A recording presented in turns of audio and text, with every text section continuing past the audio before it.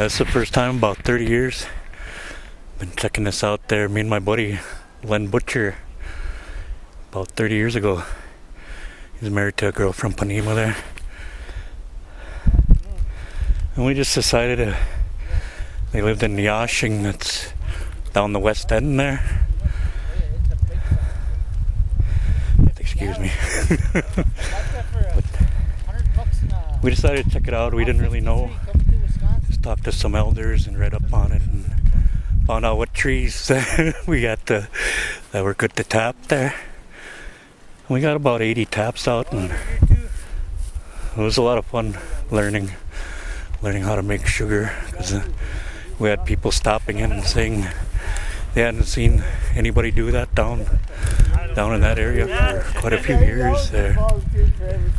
But it was a lot of fun, a lot of work. But the enjoyment was after all the work, when we got to put the syrup on our pancakes, and he made maple brittle. He found some plain peanuts and he cooked it down real thick. He put them peanuts on a cookie sheet, I guess it would be, and it was real thick, and poured it over there and threw it in the oven for 10-15 minutes, pulled it out, and it was just like peanut brittle, but it was maple sugar, and that was very good. Very tasty there. But otherwise, just decided to got to get back to this there. This is what we were taught, what the Creator gave to us to survive there, and eventually we'll probably need to know, or we will need to know all this again there, all our old ways, as they call them there. Old but very important ways there that our people need to come back to, just to get more grounded, or not away from that other stuff that's around. The fire that came through. Seems to confuse our people. All the so-called technology and advancements in technology. I don't think that's good for us, really. It doesn't seem like, if you look at society now. But otherwise, this is very enjoyable to be out here. I know when we did it in nature, before, especially after a long winter. my buddy there, we Be out and losing some of that winter fat. Plenty for some of us there that need it there. Otherwise, Did you state your name? Dale Bolio, Little Rock, or Big Stone. Big Stone.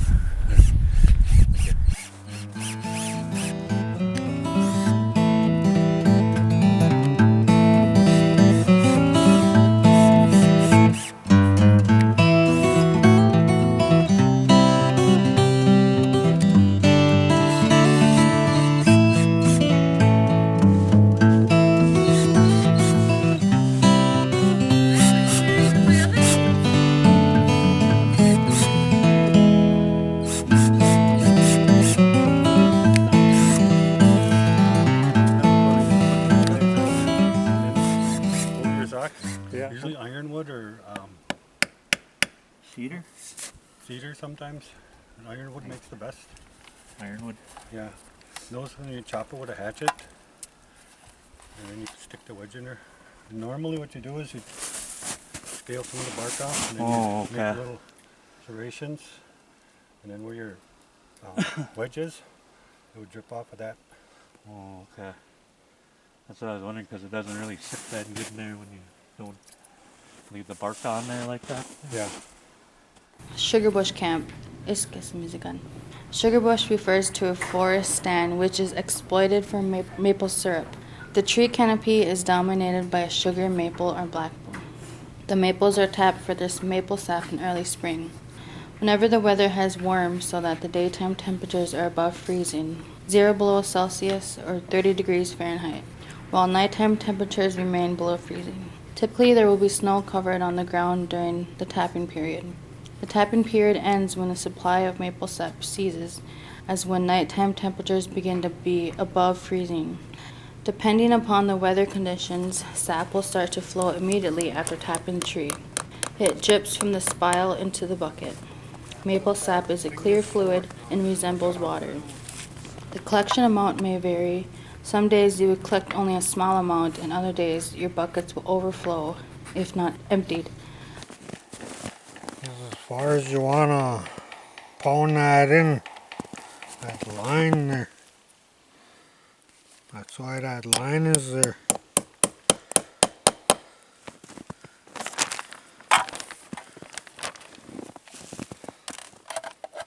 It won't be so hard to come out when they pull them out. The sap should be stored at a temperature of 38 degrees Fahrenheit or colder. Used within 7 days of collection and boiled prior to use to eliminate any possible bacteria growth. If there is still snow on the ground, you may keep the storage containers outside, located in the shade and packed with snow. You can also store the sap in your refrigerator or for longer term storage in your freezer. Remember that sap is like milk. It will spoil quickly if not kept cold. A small pit is dug using bricks to secure the walls of the pit. Metal bars are secured over the fire to support the pot. A fire is built in the pit with dried split wood, as it will take several hours to boil your sap into syrup. A sufficient wood supply is required. Fill a flat pan or a large pot. 3/4 fill with sap. Place the pot onto the heat source. Once the sap starts to boil down 1/4 to 1/2 the depth of the pot, add more sap, but try to maintain the boil. The boiling sap will take on a golden color. Once the sap has mostly boiled down, but still has a very fluid texture, it is time to transfer the sap into a smaller pot. Once transferred to the smaller pot, the final boiling can be completed indoors. Continue to boil the sap until it takes on a consistency of syrup. One way to check for this is to dip a spoon into the syrup. Syrup will stick to the spoon as it runs off.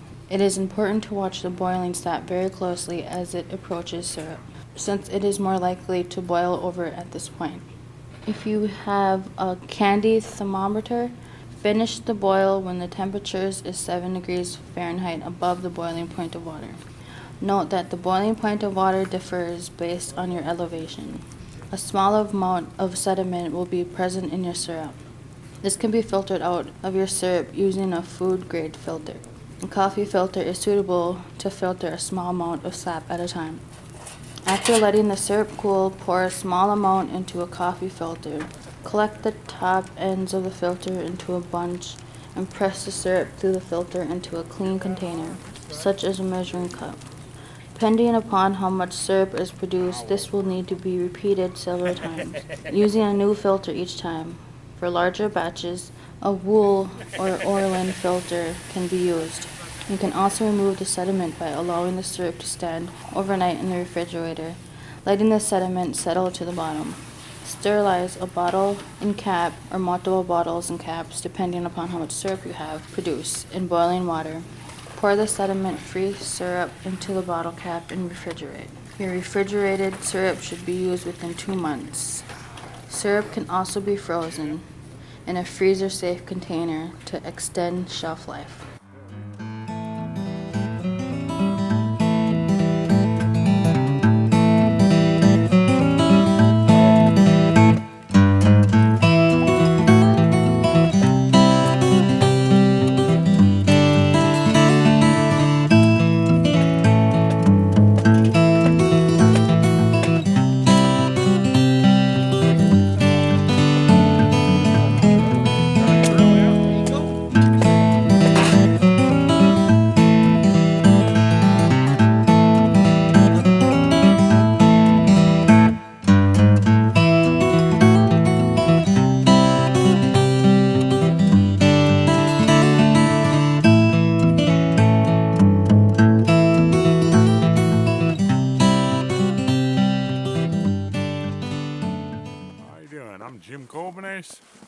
My first time tapping trees. It's a good experience for everybody. I had a good time out here. We got to tap some more. We're running low, but it's good. It's a nice experience with the fire. I never did fire before. Now I know how to start a fire. Our syrup won the taste test for our first batch. That made me feel pretty good, and the rest of us felt pretty good about it.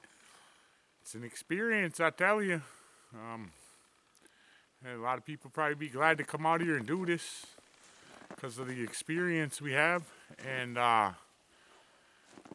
bringing something to our people anyways, our maple syrup.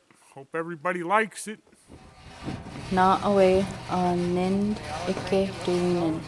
Every spring, Endaso Zikwan tobacco offering, Asemake, tree incision for tapping, for maple tapping. Ojaga ike, sap collect for sugaring. Awazibi, build a fire, Buddha way. Pot, a kikgug, paddle for stirring maple syrup. Gash ka ko kwe igan. Boil down. Iska mizo. Boil to sugar. Umbege ma zike. Finish boiling sap. Ishkwa ga mizike. Taken off the fire. Agua zije guade. Maple sugar. Anishinaabe zin zibakwad. Maple taffy. Bigi zigun. Maple syrup. Jiwa gami zigun. Store maple syrup. Ada wa wigam magun. Jiwa gimi zigun. Boil to sugar. Ambika mizike. Taken off the fire. Agua zichigate. Miigwech.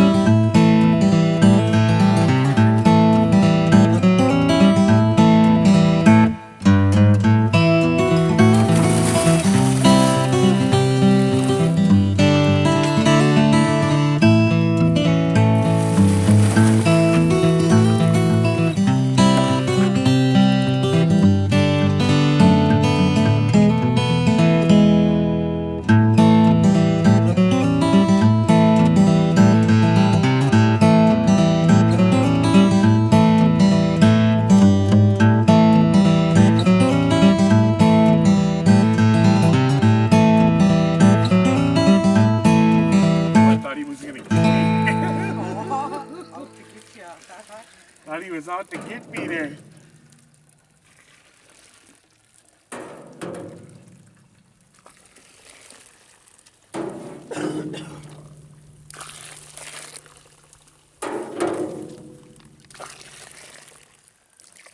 Get how dark that one was? Okay, that's really nice. That's the way they say they like the black one.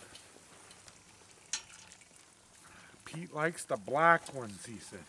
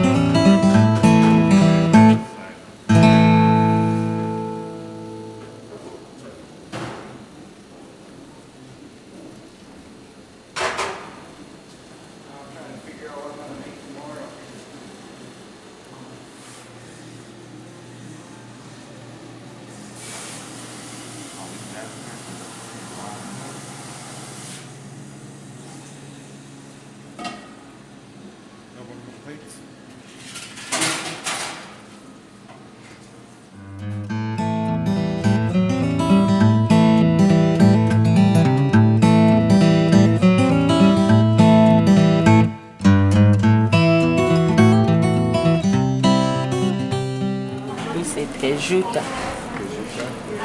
Tejuta, eu acho.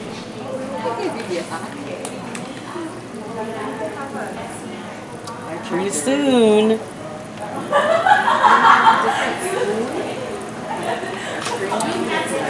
I think we should have a program where they just do natural foods. I was thinking about that today. A lot of our people are diabetic.